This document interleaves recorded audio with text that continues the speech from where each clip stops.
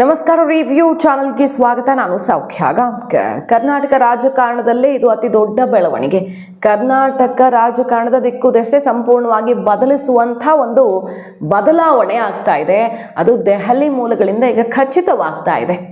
ಇದು ತುಂಬ ಜನ ನಿರೀಕ್ಷೆ ಮಾಡ್ತಾ ಇದ್ದದ್ದೇ, ಆದರೆ ಯಾವಾಗ ಆಗತ್ತೆ, ಹೇಗಾಗತ್ತೆ ಅನ್ನೋದ್ರ ಬಗ್ಗೆ ಕುತೂಹಲ ಇತ್ತು.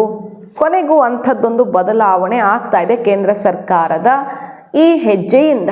ಮಾಹಿತಿ ಇಡ್ತಾ ಹೋಗ್ತೀವಿ, ಮಿಸ್ ಮಾಡಿದ್ರೆ ನಮ್ಮ ಚಾನಲ್ನ ಸಬ್ಸ್ಕ್ರೈಬ್ ಮಾಡಿ, ನಿಮ್ಮ ಅಭಿಪ್ರಾಯ ಕಮೆಂಟ್ ಮಾಡಿ ತಿಳಿಸಿ. ಎಸ್ ವೀಕ್ಷಕರೇ, 2028 ಚುನಾವಣೆ ಅಷ್ಟೊತ್ತಿಗೆ ಕರ್ನಾಟಕ ರಾಜಕಾರಣದ ಚಿತ್ರಣ ಸಂಪೂರ್ಣ ಚೇಂಜ್ ಆಗುತ್ತೆ ಅನ್ನುವಂಥ ಬಿಗ್ ನ್ಯೂಸ್ ಈಗ ಡೆಲ್ಲಿಯಿಂದ ಬರ್ತಾ ಇದೆ. ವೀಕ್ಷಕರೇ, 2028 ವಿಧಾನಸಭಾ ಚುನಾವಣೆ ಅಷ್ಟೊತ್ತಿಗೆ ಕರ್ನಾಟಕ ಪಾಲಿಟಿಕ್ಸ್ನ ಚಿತ್ರಣ ಕಂಪ್ಲೀಟ್ ಆಗಿ ಚೇಂಜ್ ಆಗುತ್ತೆ ಅನ್ನುವ ಬಿಗ್ ನ್ಯೂಸ್ ಈಗ ಡೆಲ್ಲಿಯಿಂದ ಬರ್ತಾ ಇರೋದು. ಯಾವ ರೀತಿ ಚೇಂಜ್ ಆಗುತ್ತೆ? ಇದು ರಾಜಕಾರಣಿಗಳಿಗೆ ಅತಿ ದೊಡ್ಡ ಸುದ್ದಿ ಮತ್ತು ರಾಜ್ಯದ ಜನರ ಬಹುದಿನಗಳ ಬೇಡಿಕೆ ಸುಮಾರು ಕಡೆಗಳಲ್ಲೆಲ್ಲ ನೆರವೇರ್ತಿರುವಂತಹ ಸುದ್ದಿ ಕೂಡ ಹೌದು. ಏನು ಬದಲಾವಣೆ ಆಗುತ್ತೆ? ಅಂಥ ಬದಲಾವಣೆ ಏನಾಗುತ್ತೆ ಅಂದರೆ, ಈಗಿರೋದು ನಮಗೆ 224 ವಿಧಾನಸಭಾ ಕ್ಷೇತ್ರಗಳಲ್ವ. ಆದರೆ ಆ 224 ರಾಜ್ಯದಲ್ಲಿ ಒಟ್ಟು 336 ಕ್ಷೇತ್ರಗಳಾಗಿ ಬದಲಾಗಲಿವೆ. ವಿಂಗಡಣೆ ಮೂಲಕ ಕರ್ನಾಟಕದಲ್ಲಿ 336 ವಿಧಾನಸಭಾ ಕ್ಷೇತ್ರಗಳು ಬರುತ್ತೆ ಅಂತ ಹೇಳಲಾಗ್ತಿರೋದು. ಈಗ ಒಟ್ಟು 110 ಶಾಸಕೀಯರೇ ಇರ್ತಾರೆ, ಯಾಕಂದರೆ ಮೀಸಲಾತಿ ಕೇಂದ್ರ ಸರ್ಕಾರದ ಬಿಗ್ ಸ್ಟೆಪ್ ಇದು. ದೇಶದ ಇತಿಹಾಸದಲ್ಲಿ ಇದರ ಎಫೆಕ್ಟು 110 ಶಾಸಕರು ಇರ್ತಾರೆ. ಲೋಕಸಭಾ ಕ್ಷೇತ್ರಗಳು 28 ಇರೋದು 42ಕ್ಕೆ ಏರಿಕೆ ಆಗುತ್ತೆ. ಏನೇನಾಗುತ್ತೆ ಅನ್ನೋದನ್ನು ನೋಡ್ತಾ ಹೋಗೋಣ. ಒಟ್ಟು 11 ಜಿಲ್ಲೆಗಳಲ್ಲಿ ವಿಧಾನಸಭಾ ಕ್ಷೇತ್ರಗಳ ಸಂಖ್ಯೆ ಪರಿಷ್ಕರಣೆ ಆಗುತ್ತೆ ಅನ್ನೋದು ಗೊತ್ತಾಗ್ತಿದೆ. 110 ಮಂದಿ ಮಹಿಳಾ ಶಾಸಕರ ಆಯ್ಕೆ ಆಗ್ತಾರೆ. ರಾಜ್ಯದ ಜನತೆ ಜೊತೆಗೆ ರಾಜಕಾರಣಿಗಳಂತೂ ತುಂಬ ದಿನಗಳ ಬೇಡಿಕೆ ಆಗಿತ್ತು, ಕ್ಷೇತ್ರ ವಿಂಗಡಣೆ ಆಗಬೇಕು ಅನ್ನೋದೆಲ್ಲ ಬೇಡಿಕೆ ಇತ್ತಲ್ಲ. ಈಗ ಆ ಕಾಲ ಬರ್ತಾ ಇದೆ. ದೆಹಲಿಯ ಅಧಿಕೃತ ಮೂಲಗಳಿಂದ ಖಚಿತ ಮಾಹಿತಿ ಈಗ ಹೊರಗಡೆ ಬರ್ತಾ ಇದ್ದು, 2028 ಚುನಾವಣೆ ಅಷ್ಟೊತ್ತಿಗೆ ಈ ಒಂದು ಬದಲಾವಣೆ ಕರ್ನಾಟಕ ರಾಜ್ಯದಲ್ಲಿ ಆಗತ್ತೆ. 5 ದಶಕಗಳ ಕನಸು ಅನ್ನೋದು ಇಂಟ್ರೆಸ್ಟಿಂಗ್. ಯಾಕಂದರೆ ಆರಂಭದಲ್ಲಿ 1957ರಲ್ಲಿ 208 ಸದಸ್ಯರೊಂದಿಗೆ ಹೊಸ ವಿಧಾನಸೌಧ ಕಟ್ಟಡದಲ್ಲಿ ಶಾಸನ ಸಭೆ ಶುರುವಾಯಿತಾ. ಸದಸ್ಯರ ಸಂಖ್ಯೆ 1967ರಲ್ಲಿ 216ಕ್ಕೆ ಏರಿಕೆ ಆಯಿತು. ಆಮೇಲೆ 1978ರಲ್ಲಿ ಆಗಿದ್ದು 224. ಅದಾದ ಮೇಲೆ ಈಗ 5 ದಶಕಗಳಿಂದ ಯಾವ ಬದಲಾವಣೆನೂ ಆಗಿಲ್ಲ. ಸಂಖ್ಯೆ ಏರಿಕೆ ಆಗಬೇಕು ಅನ್ನೋ ಬೇಡಿಕೆ ಅಂತೂ ನಿರಂತರವಾಗಿತ್ತು, ಅದಾಗಿರಲಿಲ್ಲ. ಈಗ ಆಗ್ತಾ ಇದೆ, ಆಗಲಿದೆ. ಸಂವಿಧಾನ ತಿದ್ದುಪಡಿಯೊಂದಿಗೆ ಸಂಸತ್ನಲ್ಲಿ ಆಗಬೇಕಾದ ಪ್ರಕ್ರಿಯೆ ಇದು. ಅದು 28 ಚುನಾವಣೆ ಅಷ್ಟೊತ್ತಿಗೆ ಕರ್ನಾಟಕದಲ್ಲಿ ಈ ಬದಲಾವಣೆಗೆ ಮುನ್ನುಡಿ ಬರೆಯಲಿದೆ. ಸೊ NDA ಸರ್ಕಾರ ಕ್ಷೇತ್ರ ಪುನರ್ವಿಂಗಡಣೆ ಗಂಭೀರವಾಗಿ ಸ್ವೀಕರಿಸಿದೆ. ಇದು ದೇಶದ ಅಭಿವೃದ್ಧಿ ಮತ್ತು ಹಲವಾರು ಕಾರಣಗಳಿಂದ ತುರ್ತಾಗಿ ಮಾಡಲೇಬೇಕಾದದ್ದು ಅಂತ ಕೈಗೆತ್ತಿಕೊಂಡಿರೋದ್ರಿಂದಾಗಿ ಕರ್ನಾಟಕ ರಾಜಕಾರಣದ ದಿಕ್ಕು ದೆಸೆ ಬದಲಿಸುವಂಥ ಒಂದು ಬೆಳವಣಿಗೆ ಆಗುತ್ತೆ. ಯಾಕಂದರೆ ಮೀಸಲಾತಿ ವಿಚಾರದಲ್ಲಿ ಮಹಿಳೆಯರಿಗೆ ಇರಬಹುದು, ಪರಿಶಿಷ್ಟರಿಗೆ ಇರಬಹುದು, ಬಹಳ ದೊಡ್ಡ ಮಟ್ಟದಲ್ಲಿ ಬದಲಾವಣೆ ಆಗುತ್ತೆ. ಎಲ್ಲೆಲ್ಲಿ ಎಷ್ಟೆಷ್ಟು ಆಗುತ್ತೆ ಅನ್ನೋದನ್ನು ನೋಡಿ. ಅತಿ ಹೆಚ್ಚು ಕ್ಷೇತ್ರಗಳು ಇರೋದು ಅಂದರೆ ಬೆಂಗಳೂರು ಮತ್ತು ಬೆಳಗಾವಿ ದೊಡ್ಡ ಜಿಲ್ಲೆಗಳ ಬರ್ತಾವಲ್ಲ, ಮೊದಲ ಆದ್ಯತೆ ಇಲ್ಲಿಗೆ ಸಿಗುತ್ತೆ.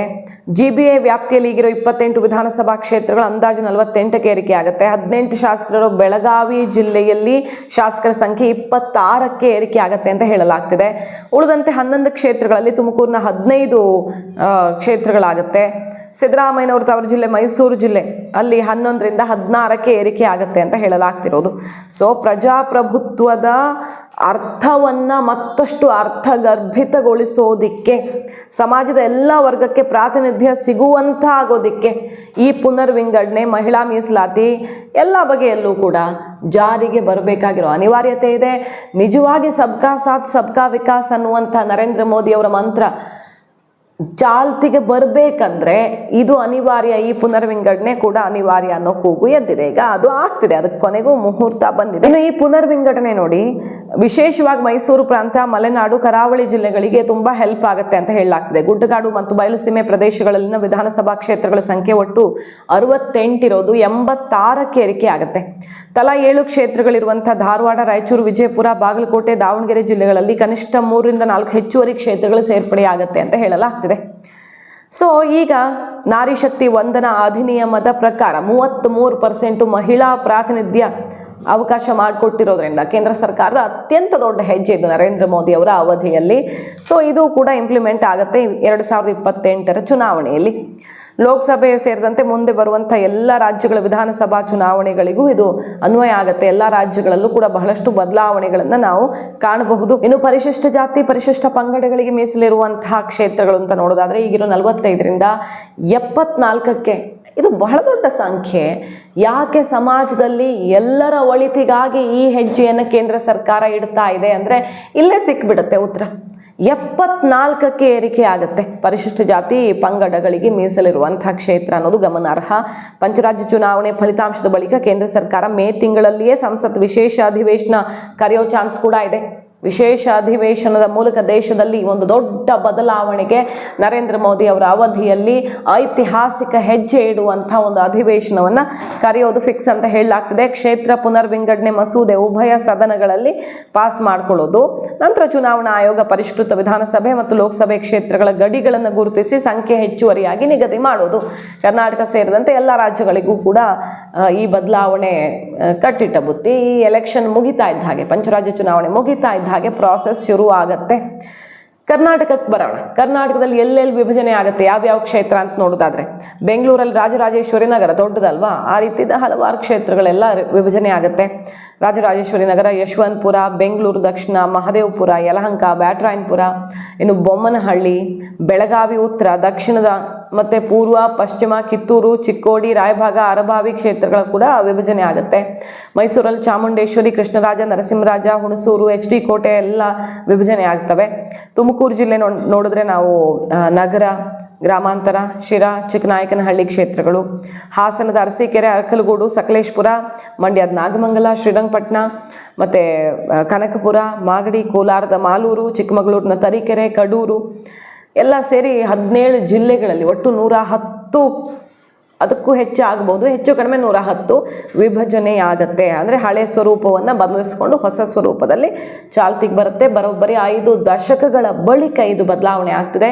ಮತ್ತು ಈ ಸಮಾಜದಲ್ಲಿ ಎಲ್ಲರಿಗೂ ಬಲ ಕೊಡೋ ನಿಟ್ಟಿನಲ್ಲಿ ಈ ಒಂದು ಪರಿವರ್ತನೆ, ಈ ಒಂದು ವಿಂಗಡಣೆ ಅತ್ಯಂತ ಪ್ರಮುಖ ಪಾತ್ರ ವಹಿಸಲಿದೆ. ಯಾರು ನಿಜವಾಗಿ ಸಮಾಜಕ್ಕೆ ಒಳಿತನ್ನು ಮಾಡ್ತಿದ್ದಾರೆ, ಎಲ್ಲರನ್ನೂ ಒಟ್ಟಿಗೆ ತಗೊಂಡು ಹೋಗೋ ಮೂಲಕ ಅನ್ನೋದಕ್ಕೆ BJP ಸದಾ ಪ್ರಶ್ನೆ ಎತ್ತುತ್ತಾನೆ ಇರುತ್ತೆ. ಕಾಂಗ್ರೆಸ್ ಯಾರ ಹೆಸರಲ್ಲಿ ಓಟ್ ತಗೊಂಡಿದೆಯೋ ಅವರನ್ನೇ ತುಳಿದಿದೆ, ಆದರೆ ನಾವೇನು ಮಾಡ್ತಿದ್ದೀವಿ ಅಂತ ನರೇಂದ್ರ ಮೋದಿ ಅವರು ಆಗಾಗ ಹೇಳ್ತಿರ್ತಾರಲ್ಲ, ಈಗ ಅದನ್ನು ಅಕ್ಷರಶಃ ಇಂಪ್ಲಿಮೆಂಟ್ ಮಾಡಿ ತೋರಿಸುವಂತಹ ಸಮಯ. ಸೊ ಈ ವಿಶೇಷ ಅಧಿವೇಶನ ತೀರಾ ಕುತೂಹಲಕ್ಕೆ ಕಾರಣ ಆಗಬಹುದು. ಸದ್ಯದಲ್ಲೇ ಅಂಥದ್ದೊಂದು ಘೋಷಣೆ ಮೊಳಗಲಿದೆ ಅಂತಾನೆ ಈಗ ಡೆಲ್ಲಿ ಮೂಲಗಳಿಂದ ಖಚಿತ ಮಾಹಿತಿ ಬರ್ತಿರೋದು. ಮಾಹಿತಿ ಇಷ್ಟ ಆಗಿದ್ರೆ ಮಿಸ್ ಮಾಡದೆ ನಮ್ಮ ಚಾನಲ್ನ ಸಬ್ಸ್ಕ್ರೈಬ್ ಮಾಡಿ. ನಿಮ್ಮ ಅಭಿಪ್ರಾಯ ಕಮೆಂಟ್ ಮಾಡಿ ತಿಳಿಸಿ. Thank you.